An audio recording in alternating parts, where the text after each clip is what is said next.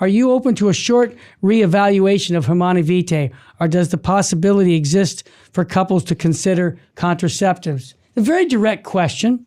Pope Francis called the question very timely, adding that the dogma of morality is always on a path of development, but always developing in the same direction. In a lengthy response, Pope Francis alluded to a 5th century theologian, St. Vincent Lorenz, whose famous canon has been increasingly used as the basis for modern arguments proposing developments of doctrine. So, Father Frank, it seems a little ambiguous. Because we see, and I'll preface one more thing: the article about the doctrine of faith, the pushing this new book that also encourages us to reevaluate Humanae Vitae. Can we? I mean, what the heck is going on in Dodge here? I'm all ears.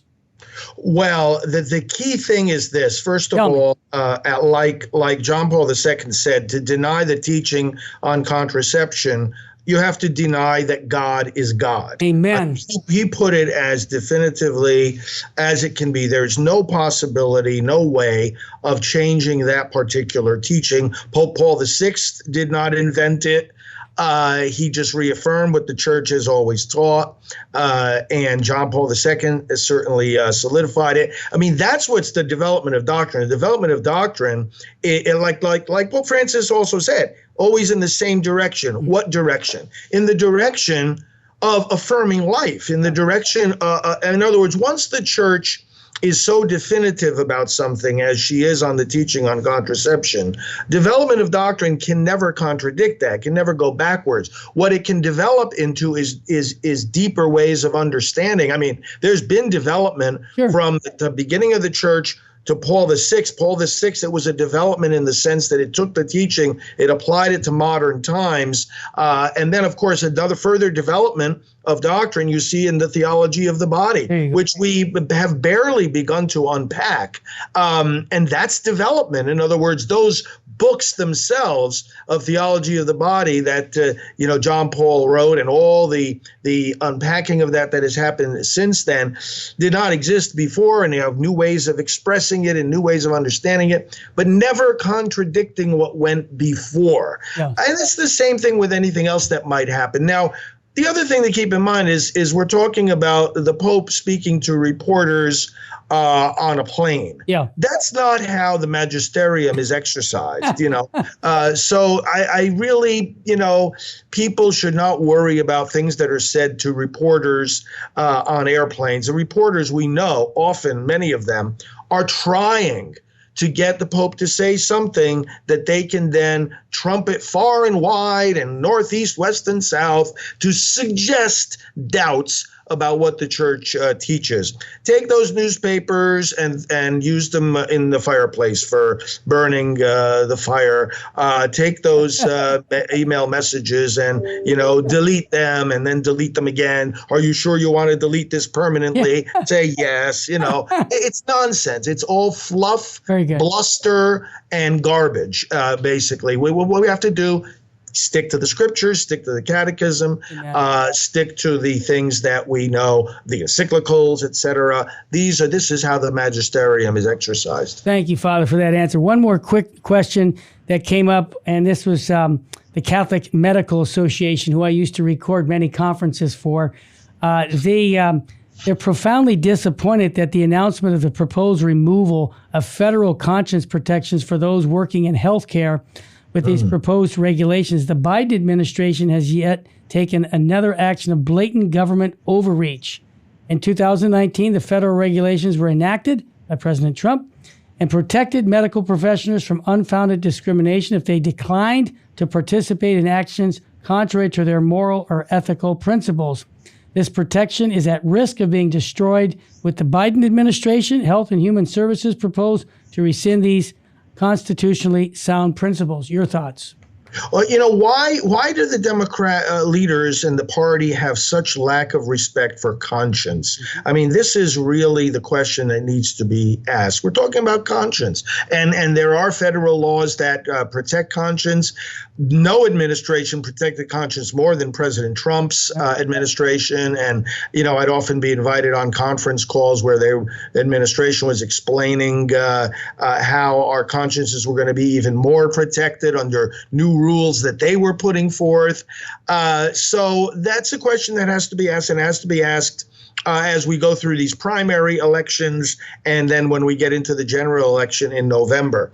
Meanwhile, for these proposed rules, there are periods of public comment, and I want to urge people to participate in that. We'll be sending out a action alert with instructions on that, and hopefully other groups will too. But it's a simple process. You just go to a website. You don't have to be an expert on the issue. You just say, I strongly object to this proposed rule. I believe that the consciences of everybody, including healthcare workers, need to be respected. And you just express as a citizen your conviction about this. But we'll send out some info on how to do that and what the links are. But that's all. We participate in the process, and then we bring these things to bear on the elections, because the only way to fix this is to get the people who have such lack of respect for conscience out of office. That's what it boils down to. Father Frank, I have to publicly thank you for being so straightforward on these issues. I wish, and I know this says water under the bridge, but I wish our church would have spoken more forthright before this election took place. Because yes. We're now reaping the evil effects of putting someone like Biden into the presidency. I know that people get mad when I talk politics, but Father, look what has happened to our country. It's been devastating in almost 2 years, coming up on 2 years of this administration. The morality, the chaos that's going on. And I don't even talk about the economics. I'm talking morally, the country has dipped down. So I just want to encourage people at the midterms that are coming up in November to really vote with a Catholic conscience. And, you can't wait for many of the people in the church because they're afraid of their 501c3. I'm not, because you know what, Father?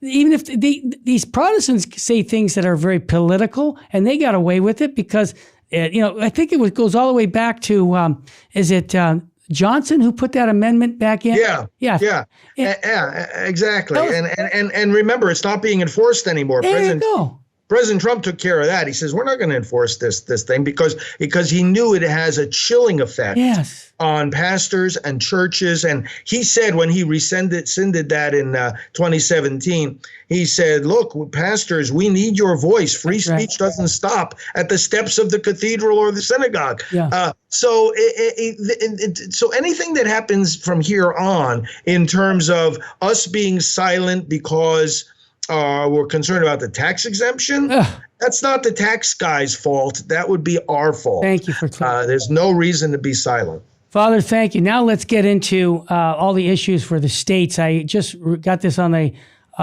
Friday that in 2019, an activist state court radically changed the Kansas Constitution, making it impossible to regulate abortion even in the simplest ways. Unlike our neighboring states, taxpayer-funded and late-term abortions could soon be 100% allowed in Kansas.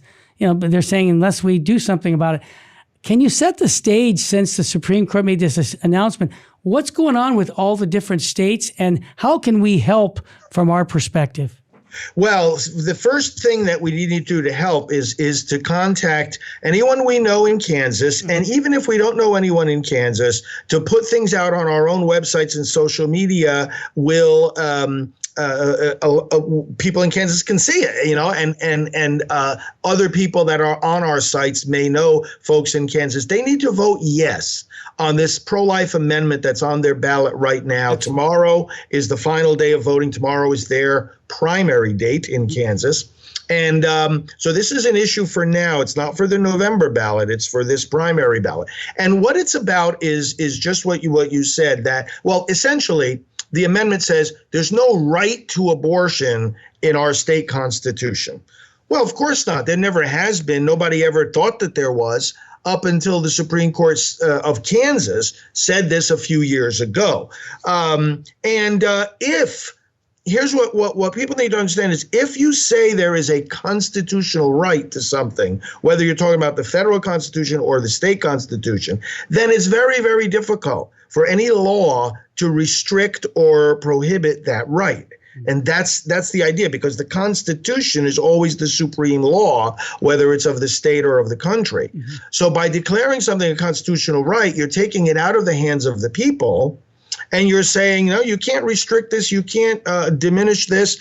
So what would that do? It would do two things. And one thing, we look back, the other thing, we look forward. Okay. What it would do looking back is invalidate the good pro-life laws that the people of Kansas and their elected officials have enacted over the years and over the decades. For example, I stood with then Governor Sam Brownback when he signed into law the bill protecting babies from dismemberment abortion.